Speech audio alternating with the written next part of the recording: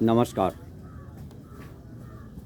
एक हमारे कुठिया पंचायत के मुखिया पति जावेद आलम, एक आतंकवादी जिसने बदलते हिंदुस्तान में एक इंटरव्यू दिया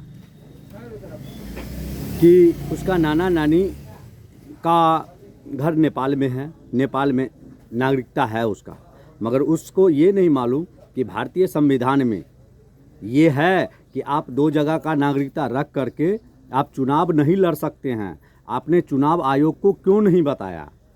उन्होंने कहा कि मैं 13 तारीख से आवेदन से पहले मैं नाम कटवा लिया हूं। मगर आपको ये जानकारी होना चाहिए कि भारतीय संविधान में ये लिखा हुआ है, भारतीय संविधान में, कि आप अगर चुनाव लड़ते हैं तो चुनाव आयोग को बताना होता है, मगर आपने नहीं बताया क्योंकि आप आतंकवादी हैं। और आतंकवादी कैसे हैं वो मैं आपको सिद्ध करके बताता हूँ। जावेद आलम 3 भाई हैं। 3 भाई में सबसे बड़ा भाई का नाम है मोहम्मद परवेज अहमद। उनका पिता का नाम है मोहम्मद नियाज, जिसका भारतीय वोटर लिस्ट में 1578773 उसका नंबर है। अब सुनते रहिएगा। सेकंड में है जावेद आलम, उनका पिता का नाम है मोहम्मद नियाज अहमद। ये 2 बेटे का 2 रंग का नाम।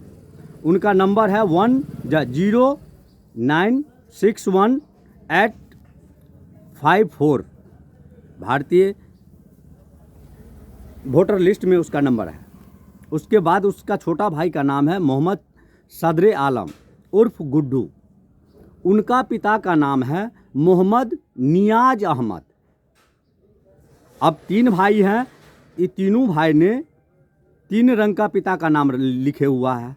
ये आतंकवादी का निशानी नहीं है तो क्या चीज़ का निशानी है सर? ये तो सोचने की ज़रूरत है। भारतीय वोटर लिस्ट में उसका नंबर जो है 2199008। ये इनका। अब आइए मोहम्मद एजाज अहमद के भारत में जो नागरिकता हैं उन पे मैं डिस्कस करना चाहता हूँ। अहमदी खातून, पति मोहम्मद जावेद आलम, मोहम्मद एजाज, उनका जो भारतीय वोटर लिस्ट में नंबर है वो 0961847। और ठीक इसी का अहमदी खातून।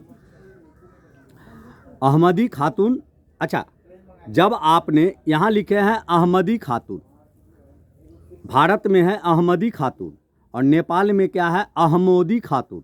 यानी साबा परवीन की माँ का नाम नेपाल में है अहमोदी खातून और भारत में है अहमदी खातून। उसका नंबर 1874140 है नेपाल में। अभी बहुत धीरे धीरे मैं सबका पार्ट खोलूँगा। नमस्कार भाइयों, मैं विनती करना चाहता हूँ दरभंगा प्रशासन से कि जब तक इस आतंकवादी का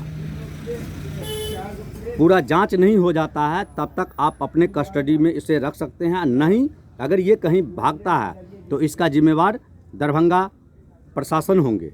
नमस्कार भाइयों।